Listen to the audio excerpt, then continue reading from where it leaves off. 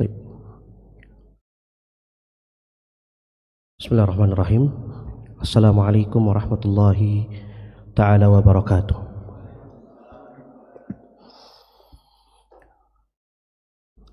Innal hamdalillah nahmaduhu wa nasta'inuhu wa nastaghfiruhu wa na'udzu billahi min shururi anfusina wa sayyiati a'malina. Man yahdihillahu fala mudhillalah wa man yudlilhu fala hadiyalah. Asyhadu an la ilaha illallah wa asyhadu anna Muhammadan abduhu wa rasuluhu la nabiyya ba'dah. Amma ba'd. Ma'asyiral muslimin, sidang jamaah salat maghrib yang juga akan dirangkaikan dengan salat isya. Semoga Allah Subhanahu wa taala merahmati kita semua. Pertama-tama jamaah sekalian, tidak ada kata yang pantas atau selalu kita ungkapkan di setiap kehidupan kita selain tentunya rasa syukur dan puji-pujian kepada Allah Subhanahu wa taala. Allahu Rabbuna, Tuhan kita itu, Rabb kita itu jamaah sekalian, ikhwatal iman. Allah Maha Pemurah kepada hambanya, Maha Penyayang kepada hambanya, Maha Lembut kepada hambanya. Kelembutannya jamaah sekalian, di mana Allah Subhanahu wa taala masih memberikan kita begitu banyak nikmat. Begitu banyak nikmat, bahkan kenikmatan itu diberikan percuma oleh Allah Subhanahu wa taala. Tinggal diberikan kepada kita, apakah kita memanfaatkan nikmat itu dengan baik ataukah justru tidak. Dan di antara kenikmatan besar yang Allah, salah satunya di antara kenikmatan besar yang Allah berikan kepada kita adalah Allah Subhanahu wa taala menutupi aib-aib kita. Siapa sih di antara kita yang bisa lepas dari namanya dosa ya jemaah? Setiap hari, setiap waktu pasti ada saja kesalahan yang kita jatuh kepadanya. Tidak tahu ataupun tahu, sengaja ataupun tidak sengaja, pasti kita jatuh pada yang namanya kesalahan. Tapi maha pemurahnya Allah Subhanahu wa taala, maha lembutnya Allah kepada kita, Allah Subhanahu wa taala tidak menampakkan semua kesalahan-kesalahan yang kita lakukan itu. Namun maha adilnya juga Allah, di hari kiamat kelak di padang mahsyar nanti, maha adilnya Allah semuanya akan ditampilkan. Tidak ditampilkan di hadapan keluarga kita saja, tidak ditampilkan di hadapan orang-orang yang melihat kita saja, tapi bahkan di semua orang nantinya. Ketika orang-orang dikumpulkan di padang mahsyar, akan ditampilkan semua amalan kebaikannya dan keburukan yang pernah ia lakukan. Maka kita bersyukur, ya ikhwatal iman, Allah masih menutupi aib-aib yang kita atau dosa-dosa yang kita lakukan. Salah seorang salafus saleh pernah mengatakan, "Lau kana lidzunubi rih ma jalasa ilayya ahad." Kalau seandainya dosa itu ada baunya, maka tidak ada orang yang mau duduk dengan kita. Seandainya dosa itu ada baunya, maka niscaya tidak ada orang yang mau dekat-dekat dengan kita. Bau jamaah. Karena kita tidak ada yang lepas dari namanya dosa. Tapi sekali lagi maha pemurahnya Allah, Allah menjaga, Allah menutupi semua aib-aib yang kita atau dosa-dosa yang kita lakukan. Tentu saja ini di luar dari orang-orang yang disebut sebagai muhajir. Apa itu muhajir ya jamaah? Muhajir itu adalah orang-orang yang Allah sembunyikan atau Allah tutupi dosa-dosa yang ia lakukan. Ternyata di pagi harinya ketika ia bangun, ia ceritakan kepada orang-orang, tadi malam saya habis melakukan begini dan begitu, wa iyadzubillah. Sebaliknya kata Nabi, orang muhajir itu ada juga yang melakukan dosa di pagi hari, Allah tutup dosanya. Di malam hari ia ceritakan kepada orang dengan bangga, saya habis melakukan demikian dan demikian, wa iyadzubillah. Orang-orang seperti itu jamaah sekalian, Allah berikan azab yang sangat pedih kepadanya. Maka sekali lagi kami ajak kepada jamaah sekalian, mari senantiasa kita bersyukur kepada Allah Subhanahu wa taala atas limpahan nikmat yang Allah berikan kepada kita, dan tidak ada ruginya kita bersyukur. Allah Subhanahu wa taala berkata, la in syakartum la azidannakum. Kalau kita bersyukur, Allah akan tambahkan nikmat itu. Wala in kafartum inna adzabi lasyadid. Ya, kalau ternyata kita kufur, ya Allah sangat pedih azabnya. Bahkan bisa jadi Allah akan mengambil kenikmatan itu dari kita. Baik. Kemudian jemaah sekalian dimuliakan oleh Allah, kita juga banyak-banyak bersalawat kepada Nabi kita Muhammad sallallahu alaihi wasallam. Ya, kendati hari Jumat telah berlalu, ya, karena sebagian ulama mengatakan pergantian hari itu adalah ketika masuk waktu maghrib. Nah, dan masya Allah sekali tadi, ya Allah berikan kita kenikmatan, ya waktu mustajabah untuk berdoa ketika selesai salat asar disertai lagi dengan turunnya hujan. Dan kita tahu, ya turun hujan itu adalah waktu mustajabah juga untuk kita berdoa. Ya, semoga tadi kita bisa manfaatkan dengan baik waktu-waktu tersebut. Ya, kalau misalnya tertinggal, ya maka masih banyak kesempatan, masih banyak waktu-waktu mustajabah yang Allah berikan kepada kita untuk berdoa. Kita berselawat kepada Nabi kita, ya Muhammad sallallahu alaihi wasallam. Semoga Allah Subhanahu wa taala merahmatinya, merahmati keluarganya, merahmati para sahabatnya, dan juga semoga Allah merahmati umat-umatnya yang senantiasa meluangkan waktunya dari begitu banyak kepenatan dan kesibukan dunia, ya untuk mempelajari agama Allah dan juga berusaha untuk mengamalkan sunnah-sunnah Nabi sallallahu alaihi wasallam. Ya ikhwatal iman, ya sesuai dengan materi kita yang disebarkan, yaitu ya merenungi, ya, atau meneladani sifat-sifat dari generasi terbaik. Kalau kita tanya siapa sih generasi terbaik yang disebutkan dalam judul itu, atau siapa generasi terbaik yang Allah Subhanahu wa taala pernah ciptakan di muka bumi. Dan kita ketahui jamaah sekalian, setiap nabi itu ada pengikutnya, ada yang banyak, ada yang sedikit. Ya, Nabi Nuh memiliki pengikutnya yang naik bersama dia di atas perahunya. Nabi Isa memiliki pengikut yang disebut sebagai Hawariyun. Nabi Muhammad juga memiliki pengikut. Tapi siapa di antara pengikut-pengikut tersebut yang paling mulia? Nabi sebutkan dalam sabdanya, khairun nasi qarni thumma alladhina yalun. Kata Nabi SAW, generasi terbaik manku. Maka kalau kita tanya siapa generasi terbaik yang Allah pernah ciptakan di muka bumi, bahkan lebih baik daripada orang-orang yang naik di atas perahunya Nabi Nuh, lebih baik daripada Hawariyun yang berada di sekitar Nabi Isa, lebih baik daripada orang-orang yang membersamai Nabi Musa alaihi salam, mereka itu jamaah sekalian adalah generasi yang dibina, dididik, ditarbiyah oleh Nabi kita Muhammad sallallahu alaihi wasallam. Generasi itu kita sebut sebagai generasi sahabat. Tsumma alladzina yalunahum, dan kata Nabi, generasi setelah itu, generasi yang tertarbiyah, dididik, diajar oleh madrasah-madrasah yang diadakan oleh para sahabat, ya, maka disebutlah generasi itu sebagai generasi tabi'in, orang-orang yang mengikuti Nabi, orang-orang yang mengikuti para sahabat ridwanullahi ta'ala alaihim ajma'in.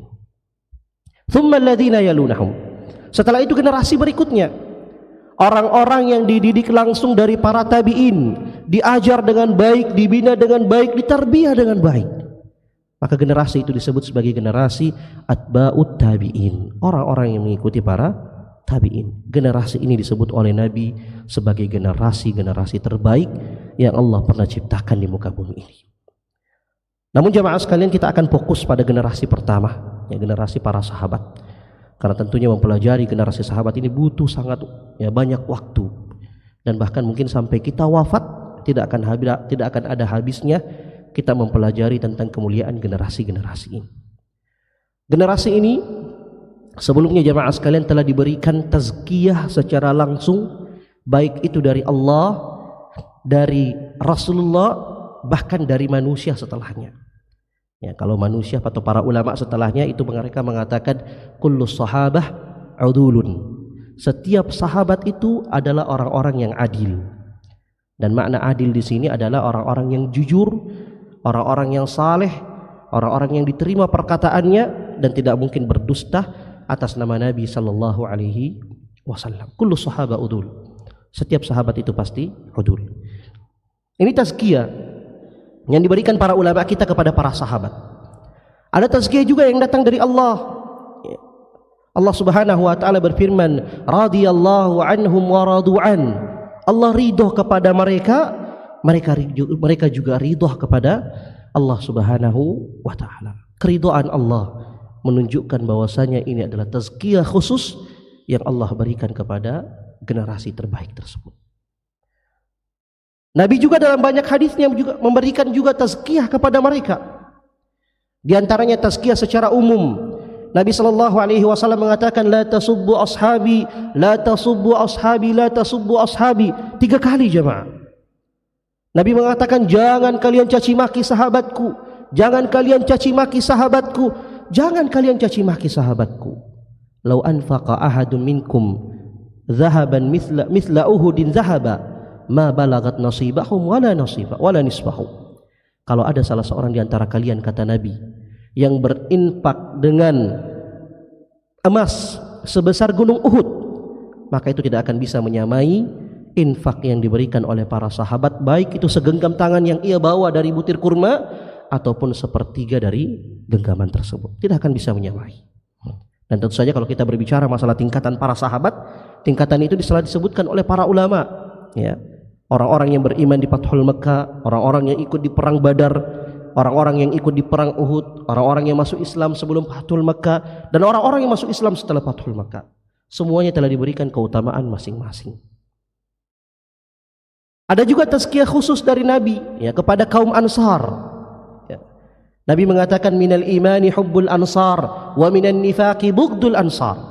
Ciri-ciri keimanan itu adalah kita mencintai orang Ansar. Ya, dan ini kebiasaan kita dulu waktu masih di Madinah. Kami ingat dulu, ya, setiap naik di atas, ya tidak selalu juga, tapi setiap, ya, kami naik di atas nakal, ya, naik di atas taksi, selalu biasa kita tanya, hal anta min ahlil ansar, ya, kamu orang Ansar? Kalau dia jawab iya, ya, kami mengatakan, ya, nuhibbukum billah, ya, kami cinta kepada antum karena Nabi, ya, mengatakan minal imani hubbul ansar, dan Ansar itu punya keturunan, ya, maka kita mencintai mereka. Tapi kalau mengatakan tidak, ya kita tetap mengatakan nuhibbukum billah, walaupun dia bukan keturunan Ansar. Wa minan nifaqi bughdul ansar, kata Nabi, dan di antara ciri kemunafikan itu adalah membenci orang-orang Ansar. Makanya orang-orang Syiah itu dianggap sebagai orang-orang munafik. Ya, kenapa? Karena mereka membenci semua orang-orang Ansar. Baik, ini tazkiyah yang diberikan oleh, ya, baik itu dari Allah, dari Nabi, ataupun dari para ulama, ya, mutaakhirun, ya, yang hidup di generasi kita ataupun generasi setelah para atba'ut tabi'in. Nah, kalau begitu jemaah sekalian, apa saja sifat-sifat dari sahabat ini yang perlu kita teladani? Atau sebelumnya, ya, mengapa kita harus meneladani mereka?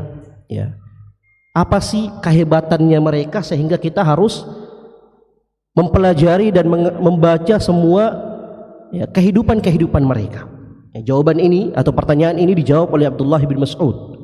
Ya, dalam salah satu perkataannya beliau berkata, man kana minkum mustannan falyastanna biman qadamat.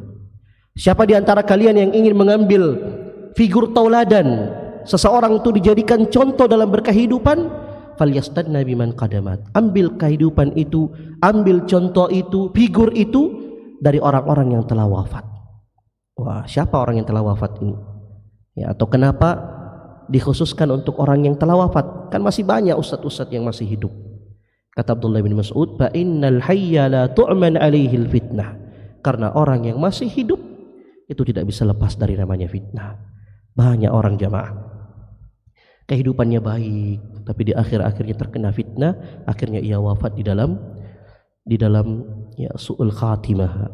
Ya, ada orang yang buruk, tapi ternyata di akhir-akhir hidupnya Allah berikan hidayah hingga ia menjadi orang yang diterima taubatnya oleh Allah Subhanahu wa taala. Maka kita selalu meminta, ya, selalu meminta kepada Allah agar Allah memberikan hidayah dan taufiknya kepada kita semua.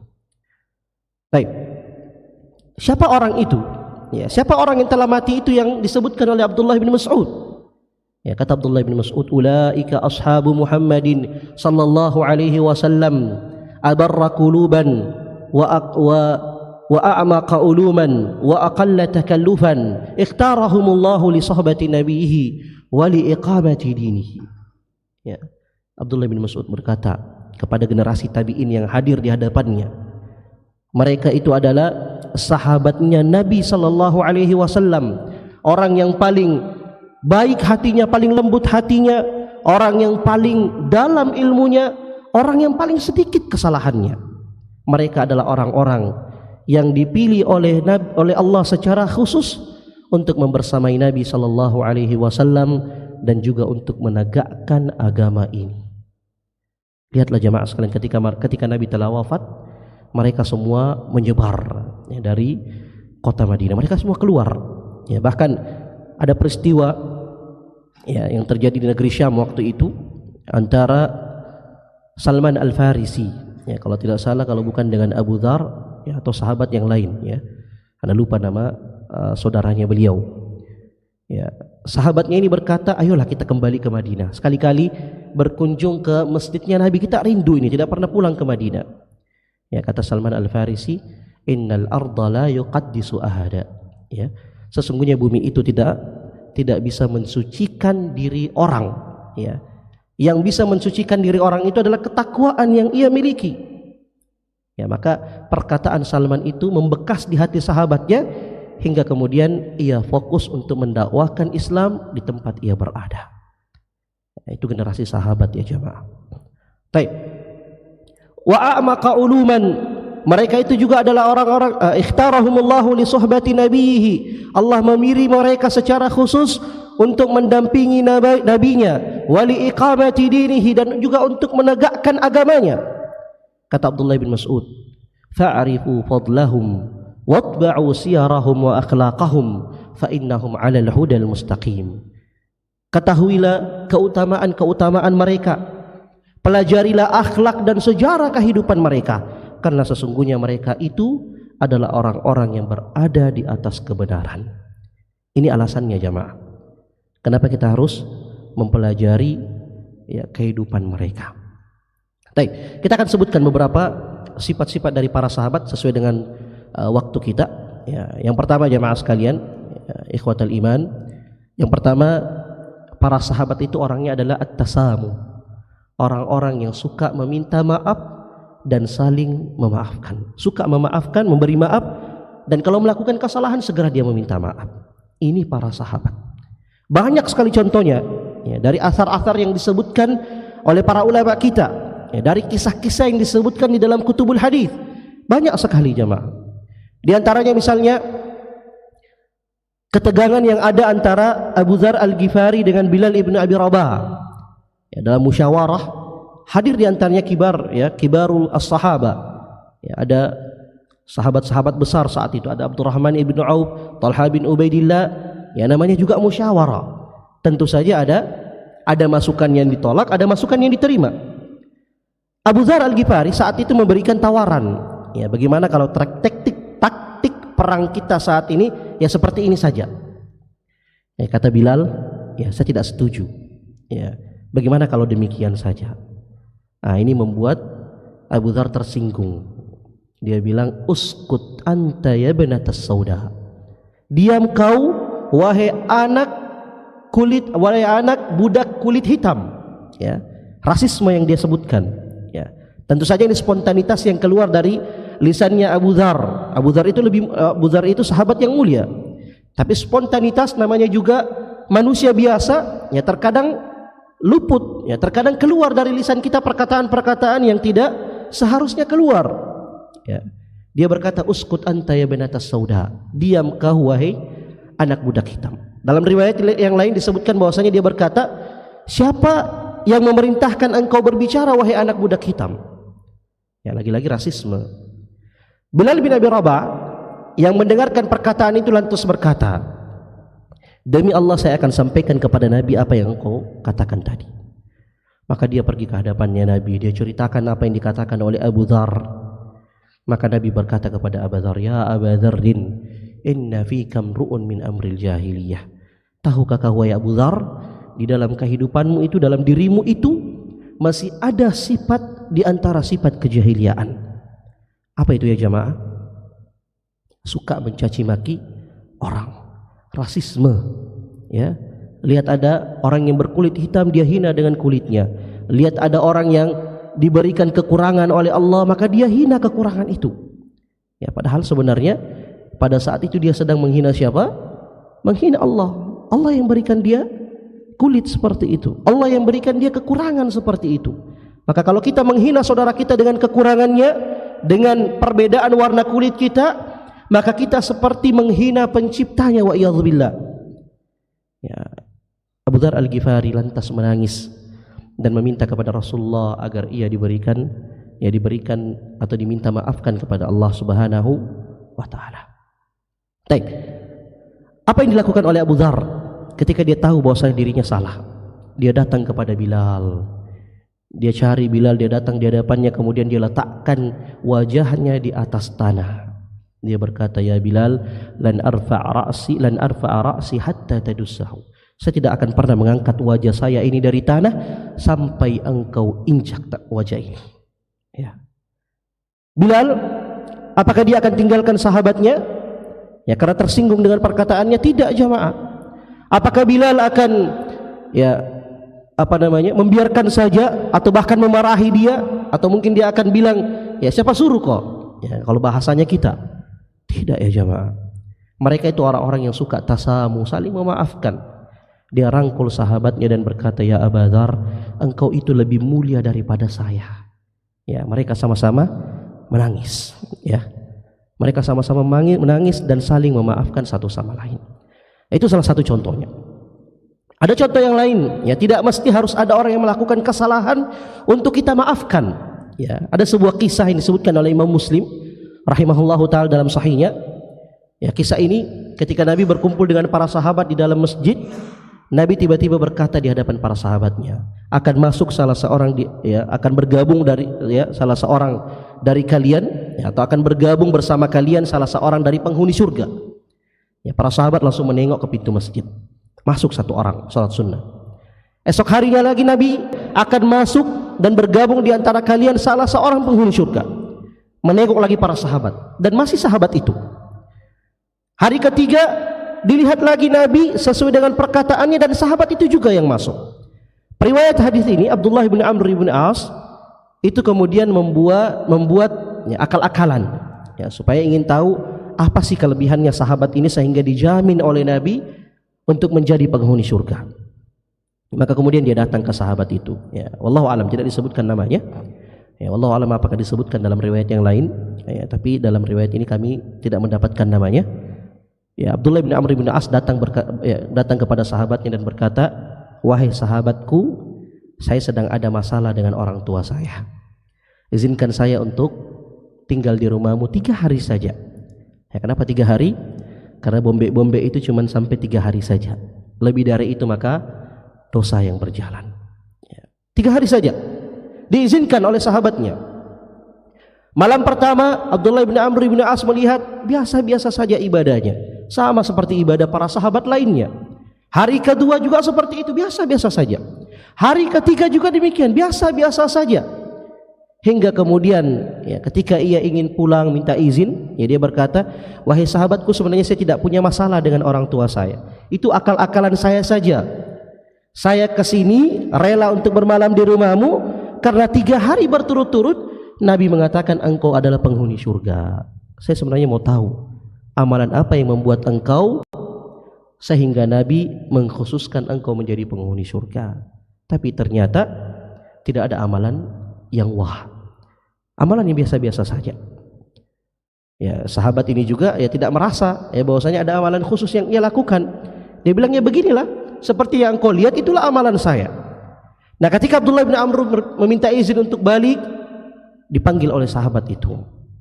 Dia berkata, "Ya Abdullah, mungkin saja wahai saudaraku, yang dimaksud oleh Nabi amalan terbaik itu adalah kebiasaan saya kalau mau tidur saya selalu mendoakan orang. Maafkan, saya rasa tidak ada. Kalau mungkin ada sebagian orang saja atau sedikit dari orang yang melakukan itu, bahkan mungkin akan selalu diingat. Tidak bisa tidur bahkan. Karena kesalahan yang dilakukan oleh sahabatnya. Wah, ini orang dia begini tadi saya. Orang ini dia permalukan saya tadi depan umum. Teringat terus, terbawa tidur, bahkan masuk dalam mimpinya. Esok harinya dia ingat lagi. Generasi itu dikatakan sebagai generasi terbaik jamaah sekalian karena ia senantiasa memberikan maaf kepada saudara-saudaranya. Baik, ya ikhwatal iman, ya ma'asyiral muslimin, sidang jamaah salat maghrib yang dimuliakan oleh Allah, ini yang pertama. Yang kedua, di antara sifatnya para sahabat itu adalah mereka itu orang-orang yang suka bersedekah, suka memberi, suka membantu. Bahkan disebutkan tingkat sedekahnya mereka itu sudah sampai ke tingkat yang paling tinggi yang disebut sebagai al-ithar. Wa ma adraka mal ithar? Tahukah kita apa itu ithar ya jamaah sekalian? Apa itu ithar? Ithar itu adalah kita memberikan sesuatu kepada saudara kita dengan sesuatu yang kita butuhkan juga. Ya. Kita mencintai saudara kita dan kita ingin saudara kita itu merasakan sesuatu yang kita punya walaupun kita butuh. Tapi ini dalam permasalahan dunia. Permasalahan akhirat tidak ada yang namanya ithar. Permasalahan akhirat adalah bagaimana kita berlomba-lomba menuju Allah Subhanahu wa taala, bukan saling mendahulukan. Tapi dalam perkara dunia kita boleh mendahulukan satu sama lain dan para sahabat melakukan seperti itu. Bahkan sampai ke tahap al-ithar. Kalau lawan kata al-ithar, ya ithar itu lawan katanya adalah ya asyuhu. Asyuhu sebagaimana disebutkan ya, oleh Allah dalam firman-Nya, "Wa may yuqashuha an nafsihi faulaika humul muflihun." Siapa yang Allah jauhkan dari sifat asyuh, maka mereka adalah orang-orang yang beruntung. Dan asyuh itu tingkatan seke, tingkatan pelit yang paling tinggi. Ya, pelit itu bahasa Arabnya bakhil. Bakhil itu orang yang tidak mau memberi kepada orang lain, ya, atau pelit untuk memberi, pelit untuk mengeluarkan sedekahnya, yaitu bakhil. Tapi ada tingkatan yang lebih tinggi dari bakhil, yaitu namanya asyuhu.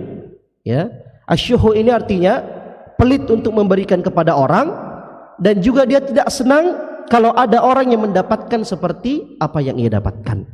Sampai ke tahap dia berharap orang itu hilang yang dimiliki seperti apa yang ia miliki. Ya, ini sifat paling tinggi dari bakhil. Lawan katanya adalah al-ithar, memberikan sesuatu ya apa yang kita senangi, yaitu adalah al-ithar. Dan itu jamaah sekalian dicontohkan oleh para sahabat. Salah satu contohnya misalnya, ya ada banyak contoh tentu saja, kita akan menyebutkan beberapa.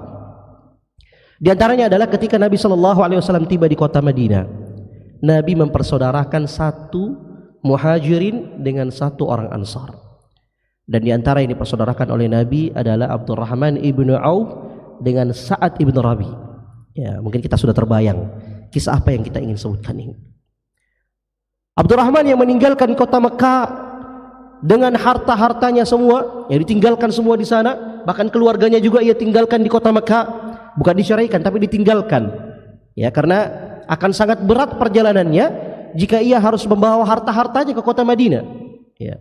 Dia harus kabur, lari dari kejaran orang-orang Quraisy. Maka dia tinggalkan semua hartanya. Sampai di kota Madinah dipersaudarakan dengan Sa'ad ibnu Rabi. Ya, apa yang dilakukan Sa'ad ibnu Rabi pertama kali? Ya, Sa'ad berkata, "Ya Abdurrahman, saya memiliki 2 kebun. Pilihlah kebun mana yang engkau inginkan, saya akan kasih." Ini kebun ya jamaah, besar. Ya, dan kebun yang terkenal saat itu adalah kebun yang berisi pohon-pohon kurma. Dikasih secara percuma. Ya, sifatul ithar, keutamaan yang sangat besar. Bahkan tidak hanya itu yang diberikan oleh atau ditawarkan oleh Sa'ad ibn Rabi. Bahkan dia berkata, "Saya punya 2 istri. Lihat mana yang paling cantik." Ya, saat itu belum turun ayat hijab, belum ada perintah untuk menutup wajah di hadapan laki-laki. Ya. Ya. Pilih mana yang paling cantik menurut engkau, saya akan talak, silakan engkau nikahi. Saya rasa tidak akan ada yang melakukan seperti itu. Ya, siapa yang tidak sayang dan cinta kepada istrinya? Tapi itu dilakukan oleh Sa'ad bin Rabi. Ya. Tapi kita ketahui ya Abdurrahman itu adalah orang yang mulia. Dia berkata, "Ya Sa'ad, barakallahu laka fi malika wa ahlika, walakin dullani ala suqi." Wahai Sa'ad, semoga Allah memberkahi keluargamu dan juga memberkahi hartamu. Cukup tunjukkan kepada saya mana pasar terbaiknya kota Madinah, saya akan memulai perjalanan saya di situ. Ya, disebutkan waktu itu pasarnya Bani Quraidah, ya, orang-orang Yahudi. Di situlah dia mulai perdagangannya hingga menjadi orang yang sukses.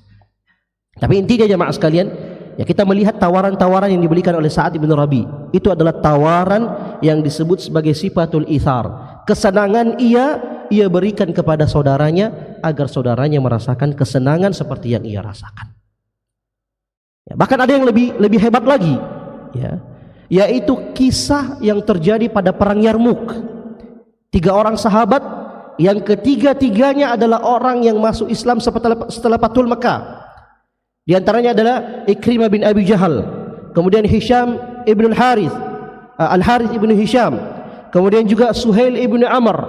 Ketiga-tiganya orang-orang Quraisy yang masuk Islam setelah Fathul Makkah, dan ketiga-tiganya adalah orang-orang pembesar Quraisy, dan ketiga-tiganya adalah orang-orang ketika Islam masuk ke hati mereka, ya, sifat mereka berubah, ya, yang tadinya keras, ya, tetap keras juga, tapi ya, sesama orang muslim mereka lembut, mereka mengutamakan satu sama lain. Dan kejadian itu dicatat oleh sejarah pada perang Yarmuk. Setelah perang Yarmuk selesai, ada di antara sahabat yang diamanahkan, ditugaskan untuk, ya, membawa air minum dan diberikan kepada sahabat yang membutuhkan. Ya, maka di dalam riwayat disebutkan sahabat ini adalah ponakannya Al-Harith ibn Hisham. Ya, maka dia datang kepada Al-Harith ibn Hisham pertama kali. Kalau di dalam Tabaqah Ibnu Sa'ad disebutkan bahwasanya yang pertama kali didatangi oleh sahabat ini adalah Ikrimah bin Abi Jahal. Ya, maka kita coba uraikan dengan perkataannya dalam Tabaqah Ibnu Sa'ad. Sahabat ini datang kepada Ikrimah bin Abi Jahal. Ketika Ikrimah sudah mengambil airnya, mau minum, dia lihat Suhail ibn Amr menatap kepada air tersebut dan meminta agar diberikan air minum. Kata Ikrimah, berikan kepada Suhail, dia lebih butuh dari saya. Sampai di Suhail baru mau minum, dilihat ada Al-Harith ibnu Hisham dari jauh, dia menatap kepada air yang diberikan kepada Suhail dan meminta air. Ya, Suhail katakan, kasihkan Al-Harith ibnu Hisham, dia lebih butuh dari saya. Akhirnya sahabat ini bawa air kepada Al-Harith ibnu Hisham. Ternyata belum sampai ke hadapan Al-Harith ibnu Hisham, Al-Harith ibnu Hisham telah syahid. Ya, akhirnya dia berniat untuk kembali kepada Ikrimah kepada Suhail ibn Amr. Sampai di Suhail ibn Amr, ternyata Suhail ibn Amr juga syahid. Akhirnya dia berbalik kepada sahabat yang pertama, Ikrimah bin Abi Jahal. Sampai di Ikrimah bin Abi Jahal, ternyata Ikrimah juga telah syahid. Coba lihat jemaah sekalian, mereka mendahulukan saudaranya padahal dia butuh dengan air tersebut. Ini dikatakan sebagai al-ithar, pemberian tanpa mempedulikan tentang dirinya sendiri. Baik, ada kisah yang lain juga. Ya, kisah ini disebutkan oleh Abdullah bin Umar dalam riwayat Imam Muslim. Ya, sahabat yang disebutkan dalam kisah ini disebutkan dalam beberapa riwayat namanya Jabir bin Abdullah. Ya, Jabir bin Abdullah pernah mendapat hadiah kambing, ya, sudah masak, ya, banyak kuahnya, dan itu yang diajarkan oleh Nabi kepada kita. Kalau kita masak kambing, banyakkan airnya, kemudian kita bagi kepada orang lain. Jabir memahami itu, maka ketika hadiah itu sampai kepada Jabir berkata kepada istrinya, kita tidak butuh dengan ini, kasih tetangga kita, mungkin dia butuh.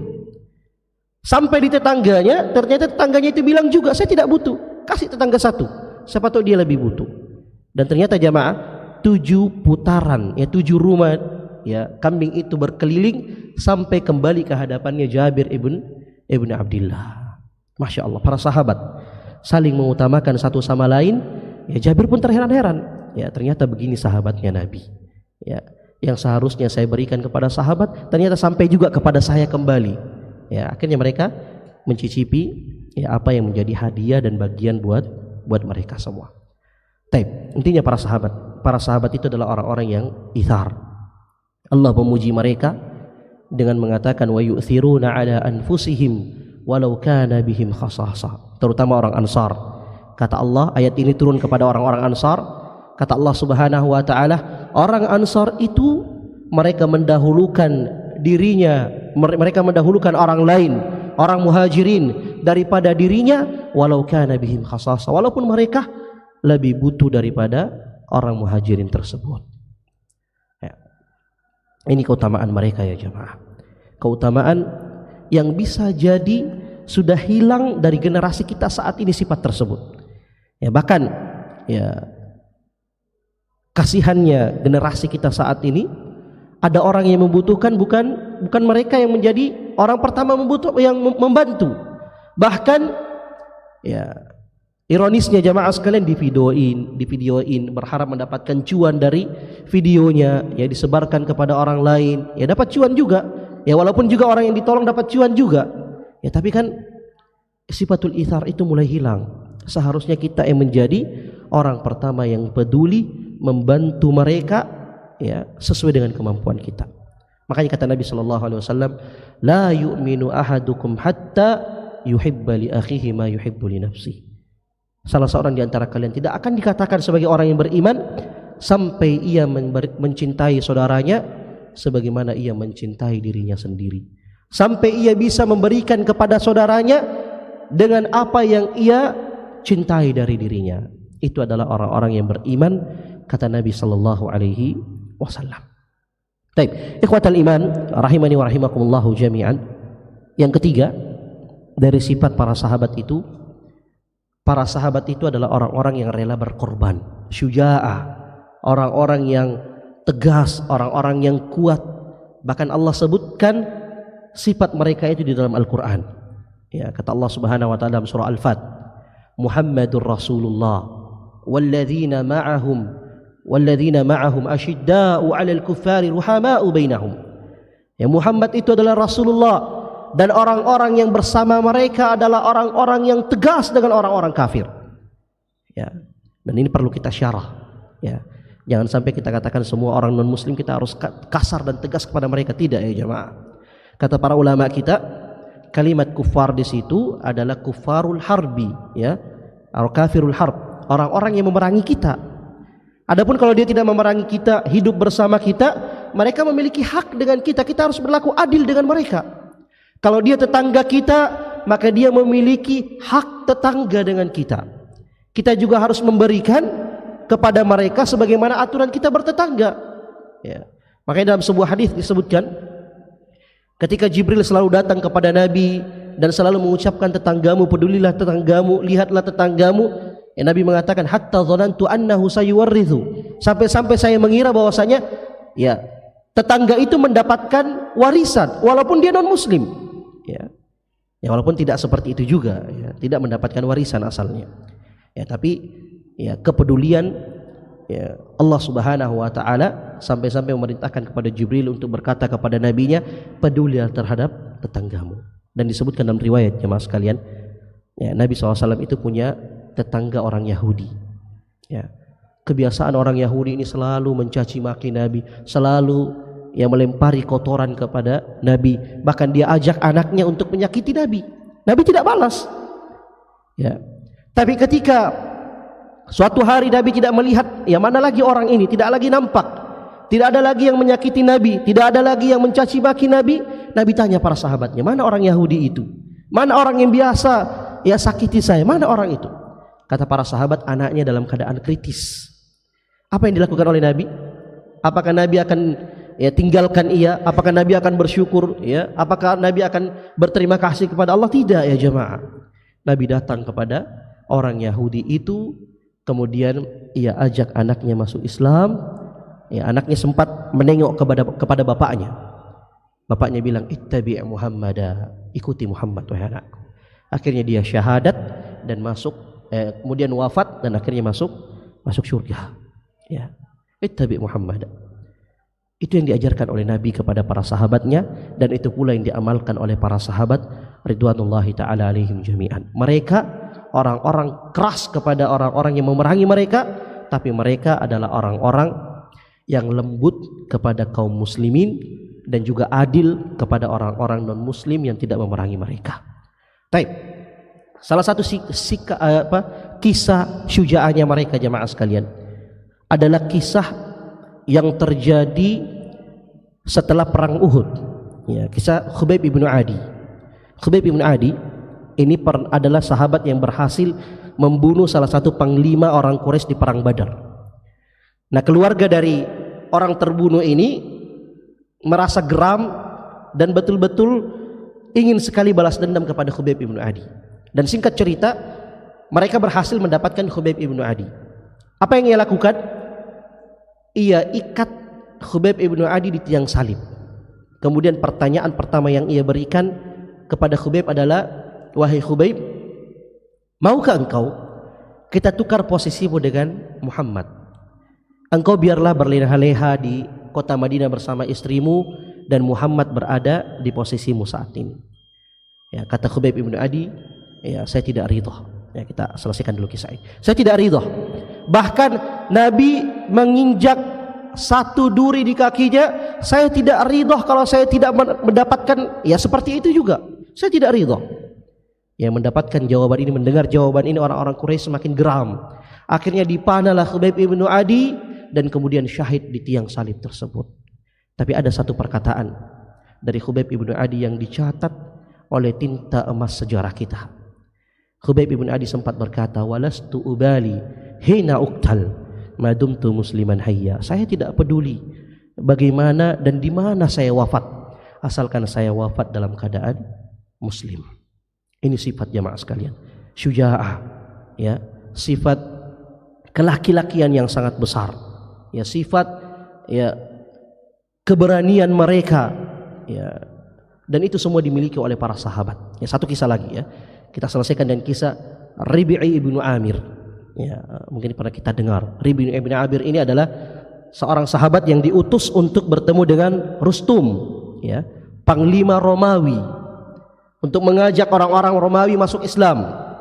Ketika berada di hadapannya, ya, ditawarkan untuk duduk di atas pelana, tapi tidak, ya, Rib'i ibnu Amir tidak menerimanya. Ia duduk di lantai, kemudian ia tancapkan tombaknya di situ. Ditanyakan, kenapa kamu tidak duduk di atas itu? Ya, dia bilang, kami tidak diajarkan untuk berlaku seperti ini. Kami diajarkan untuk tawadu oleh Nabi Sallallahu Alaihi Wasallam. Akhirnya ditanyakan, apa tujuanmu datang? Ya, dia berkata, laqad ibta'athana Allahu linukhrijal ibadi min ibadatil ibadi ila ibadati rabbil ibad. Kami ini disuruh datang kepada kalian, diutus oleh Nabi kami kepada kalian untuk mengeluarkan manusia dari penghambaan kepada manusia menuju penghambaan kepada Rabb manusia, yaitu Allah Subhanahu wa taala. Tegas, syuja'ah. Ya. Ini sifat laki-laki. Kepada orang kafirul harbi kita harus tegas. Tapi kepada kafir yang tidak memerangi kita, kita harus berlaku adil. Itu paham? Itu makna dari ayat yang kita baca tadi. Ya. Wa minan juril adyani ila adlil Islam. Saya juga diperintahkan untuk mengajak kepada kalian dari agama-agama yang penuh tidak keadilan menuju agama Islam yang penuh dengan keadilan. Wa minadh-dhiqid dunya ila si'atid dunya wal akhirah. Saya juga diperintahkan untuk mengajak kalian kepada sempitnya dunia menuju luasnya dunia dan juga akhirat. Itu perkataan mereka. Ya, Rustum kagum dengan apa yang dilakukan oleh Rib'i ibnu Amir radhiyallahu taala. Namun sekali lagi jemaah sekalian, para sahabat itu sifat yang ketiga yang ia miliki, mereka adalah orang-orang yang rela berkorban, mereka adalah orang-orang yang syuja'ah, tegas, keras, ya, terhadap orang-orang yang kafirul harb, namun mereka berlaku adil dan juga penyayang terhadap orang muslim dan adil kepada orang-orang yang tidak memerangi mereka dari kalangan non muslim. Inilah jemaah sekalian, tentu saja masih banyak sebenarnya, ya, sifat-sifat dari para sahabat. Ya, mungkin di lain waktu, kalau misalnya ada waktu lagi, ya, kita akan meneruskan, ya, sifat-sifat lain dari para sahabat ini ridwanullahi taala alaihim jami'an. Semoga, kita berharap dan kita memohon kepada Allah Subhanahu wa taala, semoga Allah memberikan taufik dan hidayahnya kepada kita agar kita bisa mengikuti langkah-langkah yang dilakukan oleh para sahabat, karena sesungguhnya mereka adalah orang-orang yang berada di atas jalan kebenaran. Dan kita juga berharap semoga Allah mengumpulkan kita bersama mereka dan juga bersama Nabi Sallallahu Alaihi Wasallam di Jannatul Firdausnya. Allahumma amin. Demikian jamaah sekalian, ya, jika ada salahnya, ya, mohon dimaafkan, dan itu adalah bagian daripada kekurangan kami. Ya, semoga kita tutup dengan doa kafatul majelis. Subhanakallah wa bihamdik, asyhadu an la ilaha illa anta, nastaghfiruka wa natubu ilaik. Assalamualaikum warahmatullahi wabarakatuh.